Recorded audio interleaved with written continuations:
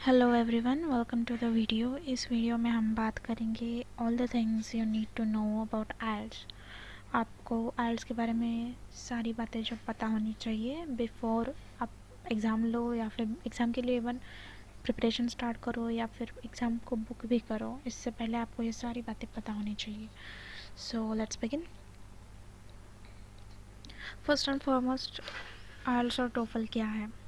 तो foreign universities में admission के लिए, ऐसी कंट्री की यूनिवर्सिटीज़ में जहाँ पे इंग्लिश मेन लैंग्वेज है, जो नॉन स्पीकिंग कंट्री से स्टूडेंट्स आते हैं, उनको अपनी इंग्लिश की प्रोफिशिएंसी प्रूव करनी पड़ती है।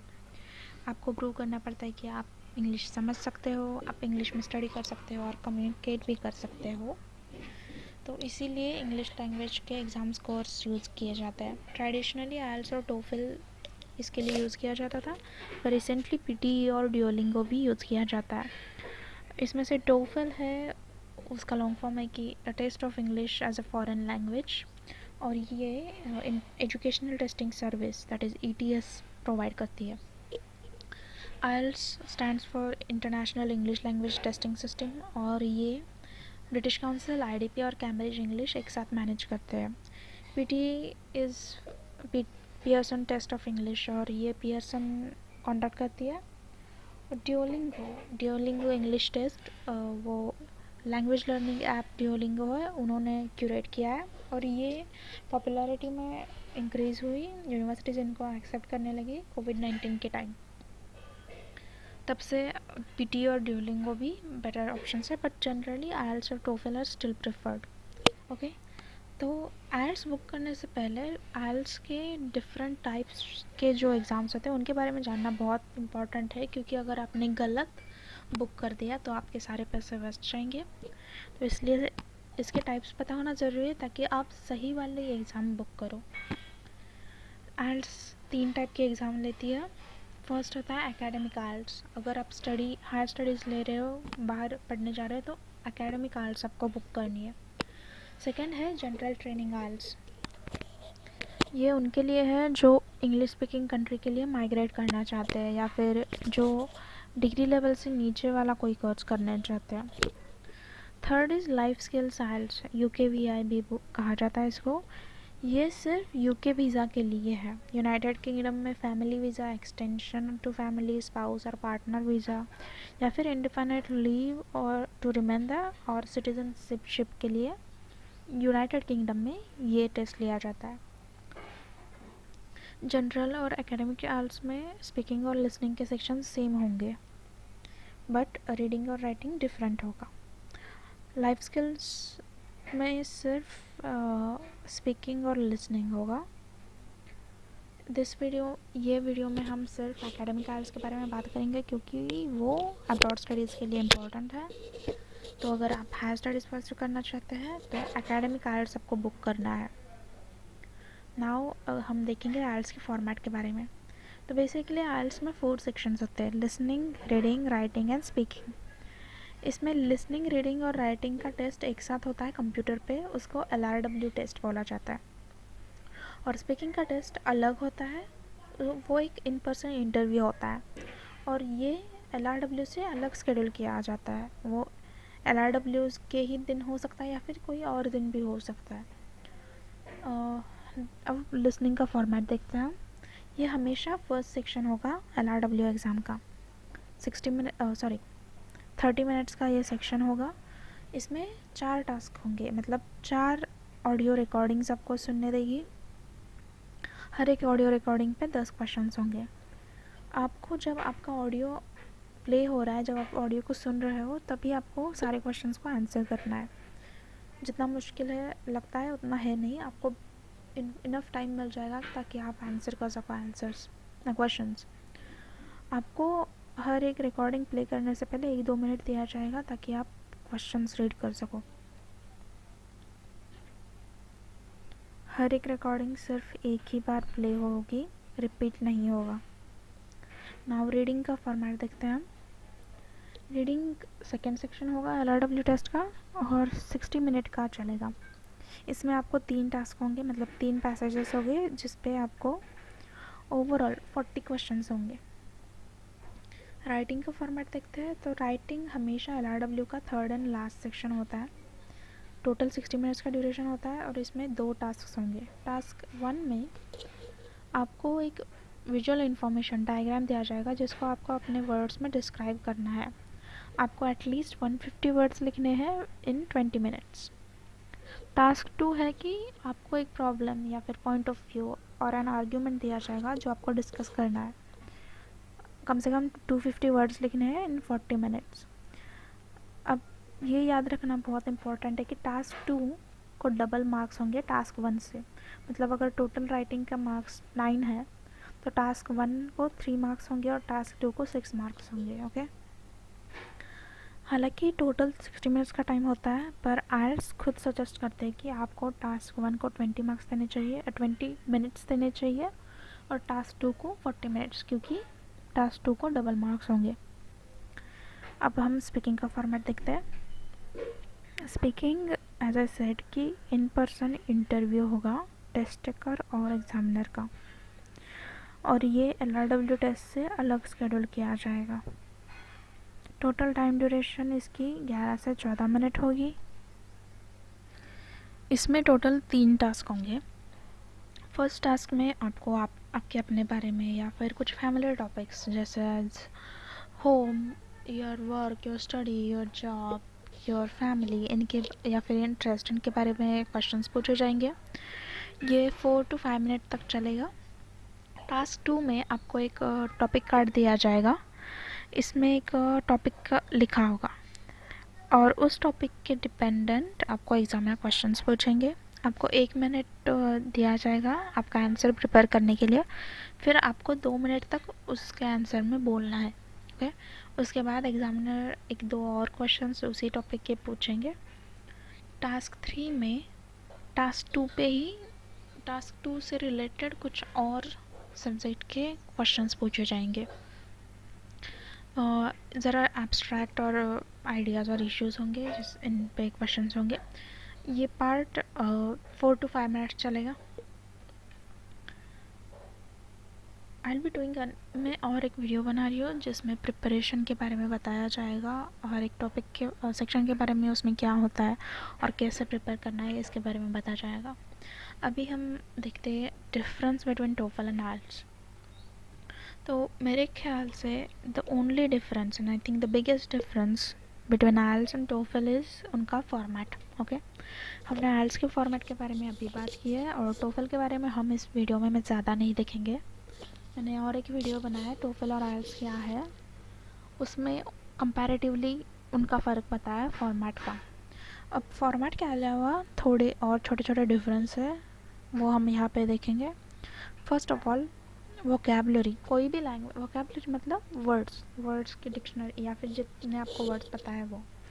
कोई भी लैंग्वेज में वोकैबुलरी बहुत इंपॉर्टेंट है, तो ऑफकोर्स आपको वोकैबुलरी अच्छी होनी चाहिए आपकी। बट कंपैरेटिवली टोफल में वोकैबुलरी का ज़्यादा इम्पैक्ट होता है, क्योंकि टोफल में ऐसे क्वेश्चंस पूछे जाएंगे जैसे कोई रैंडम डिफ़िकल्ट वर्ड दिया जाएगा, उसका यूज़ बताओ, उसका मीनिंग बताओ या फिर उसका स्पेलिंग बताओ। ओके, इसके लिए वो हमेशा जब भी आप कोई टोफल प्रिपरेशन के बारे में बात करो, आपको पहले 1500 वर्ड्स वाली एक वोकैबुलरी की लिस्ट दी जाती है और वो आपको लर्न करनी होती है, क्योंकि उसके बारे में अचानक से टोफल के रीडिंग में क्वेश्चंस पूछे जाएंगे। आइल्स के रीडिंग में ऐसा कुछ नहीं होता। आइल्स के रीडिंग में सिर्फ टेक्स्ट है, पैसेज है और उसके डिपेंडेंट आपको क्वेश्चंस पूछे जाएंगे।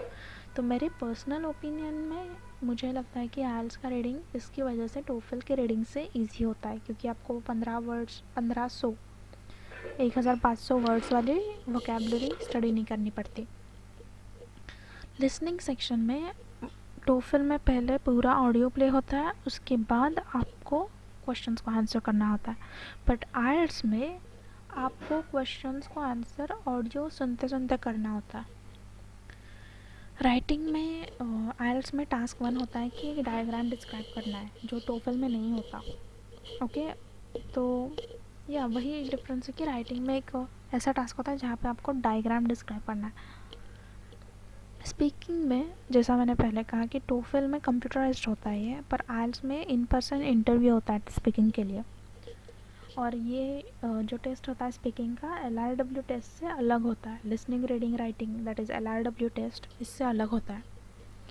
और तो और टोफल के स्पीकिंग में सिर्फ एक क्वेश्चन होता है जो पर्सनल ओपिनियन पे होता है, बाकी क्वेश्चंस जो इन्फो दिया है फैक्चुअल इन्फो पैराग्राफ या फिर ऑडियो उस पर डिपेंडेंट क्वेश्चंस होते हैं। पर आइल्स के स्पीकिंग में सारे क्वेश्चंस पर्सनल ओपिनियंस होते हैं, तो आपको उसी टाइम इंस्टेंटली आपको आंसर तैयार करना पड़ता है और बोलना पड़ता है। इसकी वजह से और आपके सामने के इंटरव्यूअर बैठा होता है, तो आई थिंक ज़रा डिफ़िकल्ट हो सकता है, पर अगर प्रैक्टिस करें तो कोई भी कुछ भी इम्पॉसिबल नहीं है। हमने अभी फॉर्मेट देख लिया है, तो अभी ये भी इम्पॉर्टेंट है कि आपको ये पता होना चाहिए कि स्कोर कैसा होता है, मतलब स्कोरिंग कैसे, मार्किंग कैसी होती है आइल्स में। तो याद रखना की तरह 5 टाइप के मार्क्स होते हैं आइल्स के रिज़ल्ट में। हर एक सेक्शन के लिए एक होता है listening reading writing and speaking के लिए, और एक होता है मार्किंग ओवरऑल स्कोर होता है। ईच ऑफ दीज मतलब हर एक ये स्कोर होता है 0 to 9 से मार्क किया जाता है, और हर स्कोर में डिफरेंस होता है 0.5 पॉइंट का। मतलब आपके मार्क्स ऐसे हो सकते हैं, आपका स्कोर ऐसा हो सकता है 7, 7.5, 8, 8.5 ऐसे स्कोर्स होंगे। इनको बैंड कहा जाता है, आइल्स बैंड्स। कम से कम आपका जो स्कोर हो सकता है तो 0 बैंड हो सकता है और मैक्सिमम 9 बैंड हो सकता है। याद रखना कि कोई भी 10 बैंड वाला नहीं है score, okay. 9 is the highest band. तो ईच सेक्शन 0 to 9 पे स्कोर होगा और ओवरऑल स्कोर भी आपका 0 to 9 होगा। तो वो जो ओवरऑल बैंड स्कोर होता है वो हर एक सेक्शन का एवरेज होता है, मतलब 4 सेक्शंस का एवरेज होता है जो नियरेस्ट हाफ बैंड को राउंड किया जाता है।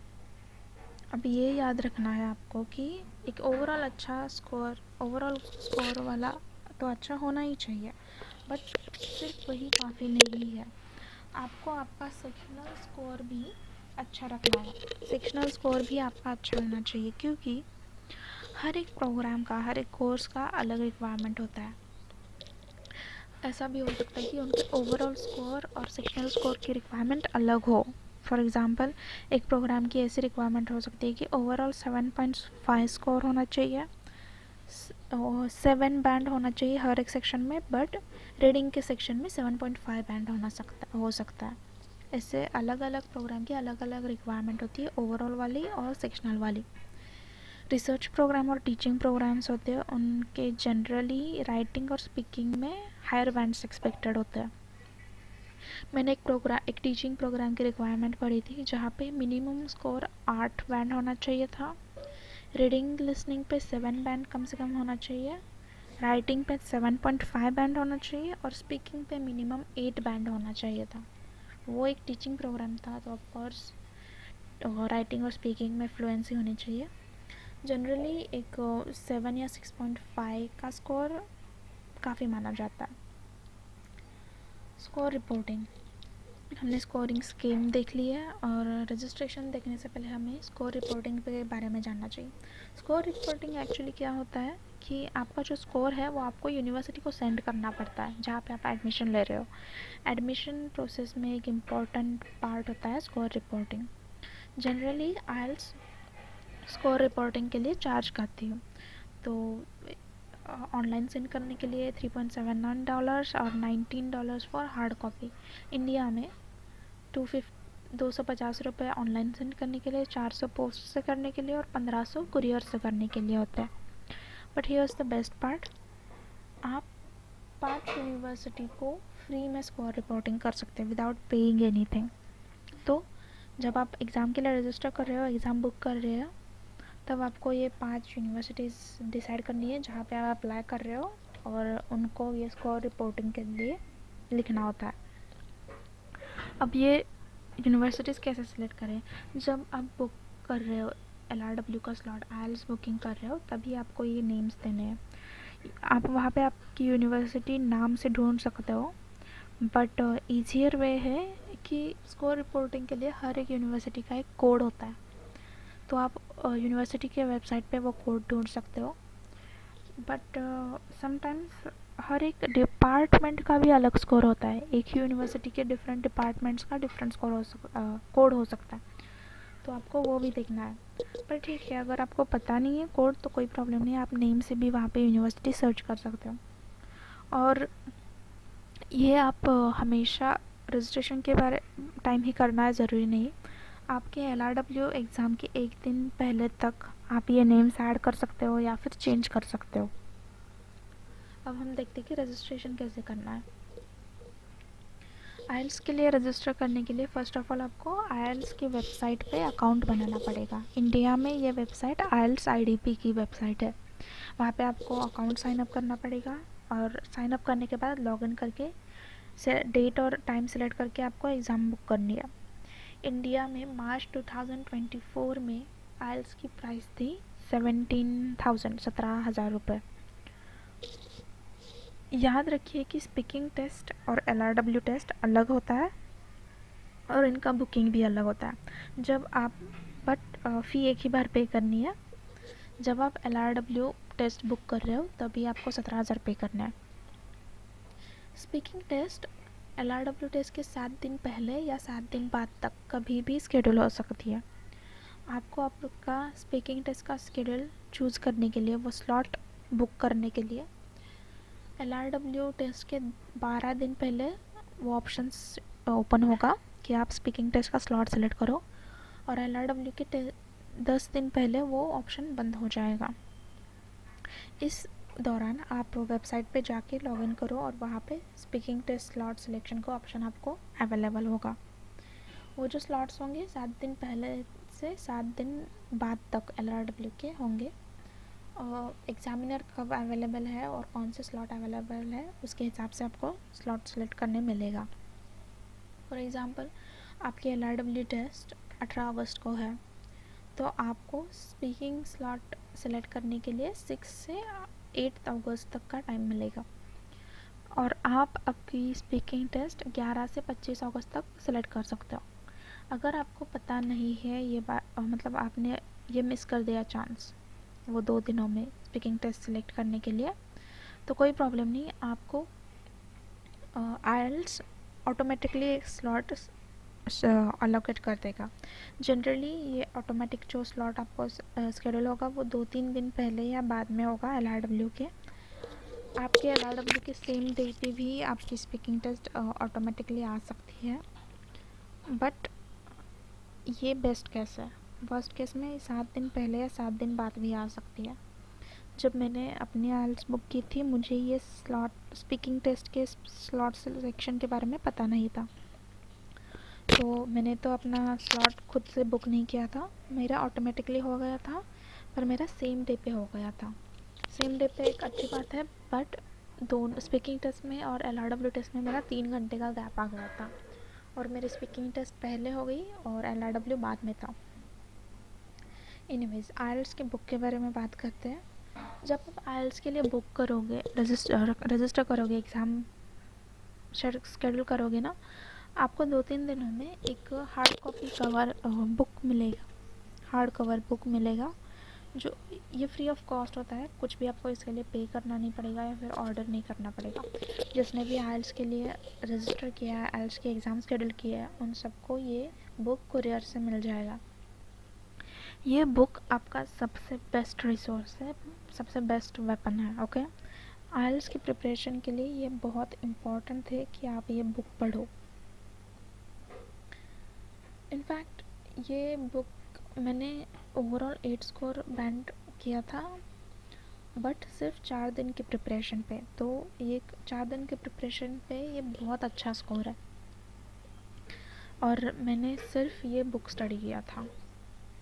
ओके, इस बुक में सब कुछ है जो आपको आइल्स के बारे में पता हो जाना चाहिए। बेसिक अबाउट आइल्स, एग्ज़ाम का फॉर्मेट, एग्ज़ाम का स्कोरिंग कैसा होता है, बैंड डिस्क्रिप्टर्स क्या होते हैं, सेक्शन वाइज हर एक सेक्शन के डिटेल्स होते हैं, हर एक क्वेश्चन टाइप कैसा होता है ये डिटेल्स होती हैं, how to answer each question, और आपके आंसर्स भी कैसे होने चाहिए ये भी उसमें दिया हुआ है। तो आपको ये बुक हमेशा रीड करना है। अब हम देखते हैं कि आइल्स के एग्ज़ाम की प्रोसेस कैसी होगी। आइल्स की एग्ज़ाम आइल्स के टेस्ट सेंटर पे होगी हमेशा। आप जब सेंटर पे आपके रिपोर्टिंग टाइम पे पहुंचोगे, आपको आपका नेम रजिस्टर करना पड़ेगा रिसेप्शन पे, नेम एंड डिटेल्स। वो आपके पासपोर्ट के बारे में पूछेंगे वेरिफिकेशन के लिए, और उसके बाद आपका पासपोर्ट छोड़ के आपको आपका सारा सामान एक लॉकर में रखना होता है।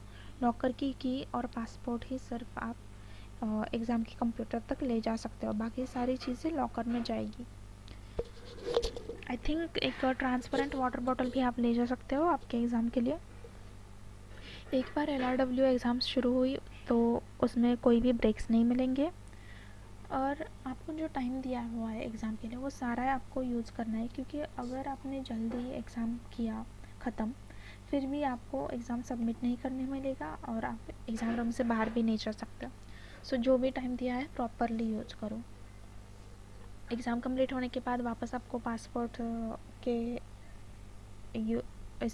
पासपोर्ट के साथ आपका वेरिफिकेशन होगा, और फिर उसके बाद आप अपनी एग्ज़ाम रूम छोड़ के लॉकर की तरफ जा सकते हो।